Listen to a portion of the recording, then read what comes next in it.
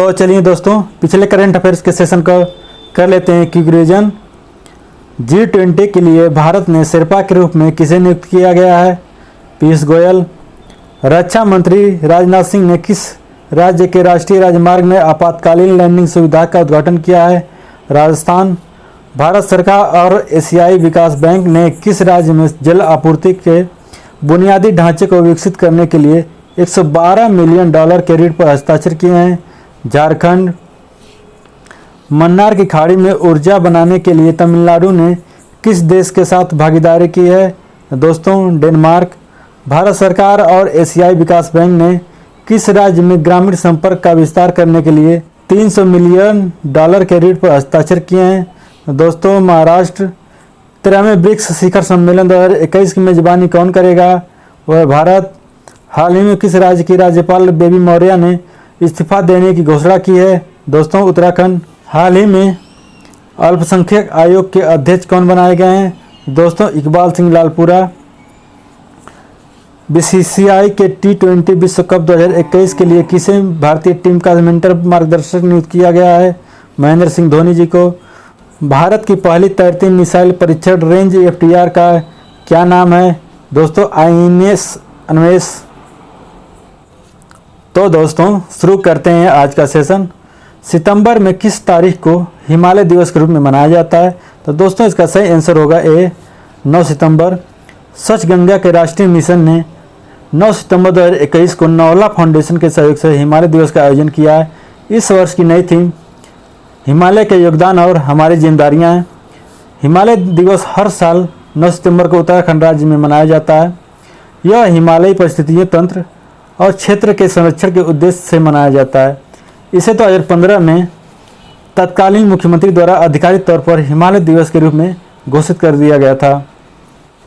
किस देश के साथ भारत ने centre of excellence on offshore wind launch करने के लिए भागीदारी की है?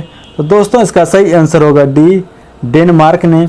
केंद्रीय ऊर्जा और नवीन व नवीनकरणीय ऊर्जा मंत्री RK सिंह ने नई दिल्ली में डेनमार्क के जलवायु, ऊर्जा व उपयोगिता मंत्री डैन जॉर्गेंसन से मुलाकात की।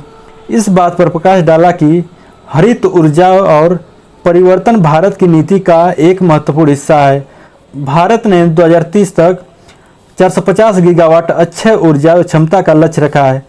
दोनों मंत्रियों ने ग्रीन स्ट्रेटेजिक पार्टनरशिप के तहत संयुक्त रूप से centre of excellence on offshore wind का शुभारंभ किया है। किस मंत्रालय ने स्वच्छ सर्वेक्षण ग्रामीण 2021 लॉन्च किया है? तो दोस्तों, इसका सही आंसर होगा डी, जल शक्ति मंत्रालय ने। जल शक्ति मंत्रालय के राज्य मंत्री श्री प्रहलाद सिंह पटेल ने स्वच्छ भारत मिशन ग्रामीण चरण 2 के तहत स्वच्छ सर्वेक्षण ग्रामीण 2021 का शुभारंभ किया। इसे 9 सितंबर 2021 को पेयजल और स्वच्छता विभाग DDWS द्वारा आयोजित एक कार्यक्रम में लॉन्च किया गया था। स्वच्छ सर्वेक्षण ग्रामीण 2021 को देश भर में पेयजल और स्वच्छता विभाग DDWS द्वारा चलाया जाएगा। काल्पनिक उपन्यास पिरानेसी के लिए वुमेन्स प्राइज फॉर फिक्शन किसने जीता है? तो दोस्तों, इसका सही आंसर होगा बी, सुजाना क्लार्क ने। ब्रिटिश लेखिका सुजाना क्लार्क ने काल्पनिक उपन्यास पिरानेसी के लिए वुमेन्स प्राइज फॉर फिक्शन जीता है, जो कि 61 वर्ष की हैं। उनके उपन्यास के लिए 30,000 पाउंड अर्थात $41,000 का पुरस्कार दिया गया है। सितंबर में किस तारीख को विश्व आत्महत्या रोकथाम दिवस के रूप में मनाया जाता है? तो दोस्तों, इसका सही आंसर होगा बी, 10 सितंबर को। विश्व आत्महत्या रोकथाम दिवस प्रतिवर्ष 10 सितंबर को मनाया जाता है। इस वर्ष का विषय क्रिएटिंग होप थ्रू एक्शन है।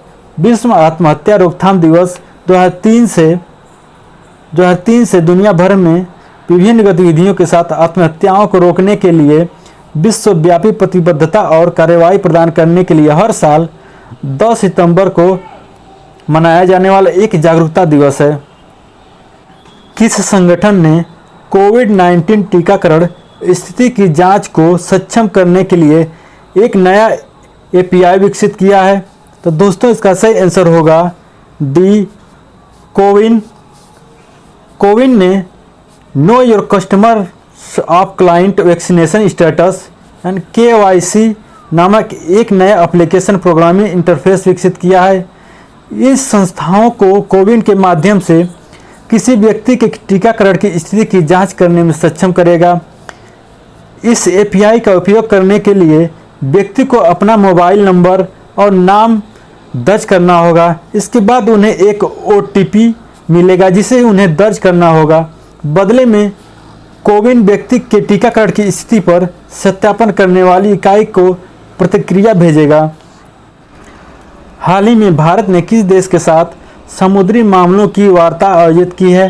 तो दोस्तों इसका सही आंसर होगा ए, जापान।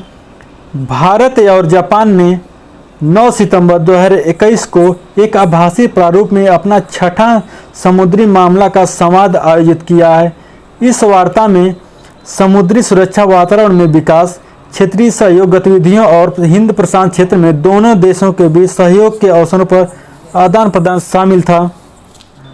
विदेश राज्य मंत्री कौन हैं जिन्होंने हाल ही में प्रवासियों के संरक्षकों के चौथे सम्मेलन में मुख्य भाषण दिया है? तो दोस्तों इसका सही आंसर होगा बी, वी मुरलीधरन। प्रवासियों के संरक्षकों का चौथा सम्मेलन 10 सितंबर 2021 को आयोजित किया गया था, जो प्रवास अधिनियम 1983 के अधिनियम की तारीख के साथ मेल खाता था। विदेश राज्य मंत्री वी मुरलीधरन ने इस सम्मेलन में मुख्य भाषण दिया। किस शहर में डिजिटल जनसंख्या घड़ी का उद्घाटन किया गया है? तो दोस्तों इसका सही आंसर होगा ए, दिल्ली। केंद्रीय स्वास्थ्य और परिवार कल्याण राज्य मंत्री डॉक्टर भारती प्रवीण पवार ने 10 सितंबर 2021 को नई दिल्ली में जनसंख्या, मानव पूंजी और सतत विकास पर संगोष्ठी का उद्घाटन और अध्यक्षता की। पंजाब के राज्यपाल के रूप में किसे नियुक्त किया गया है? दोस्तों इसका सही आंसर होगा ए, बनवारी लाल पुरोहित जी को।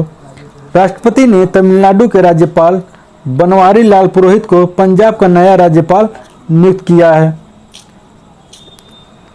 तो दोस्तों पिछले सेशन में मैंने आपसे 2 सवाल पूछे थे। भारत के पहले उपग्रह और बैलिस्टिक मिसाइल ट्रैकिंग जहाज का नाम क्या है? तो दोस्तों उसका नाम है ध्रुव। भारत का पहला डुडुंग संरक्षण रिजर्व किस राज्य में स्थापित किया गया है? दोस्तों इसका आंसर है तमिलनाडु। आज का सवाल, बेहरलर कछुआ संरक्षण पुरस्कार से किससे सम्मानित किया गया है? और दूसरा है, किस मंत्रालय ने प्राण पोर्टल लॉन्च किया है? तो दोस्तों इस दोनों प्रश्नों का उत्तर आप कमेंट बॉक्स में जरूर दें।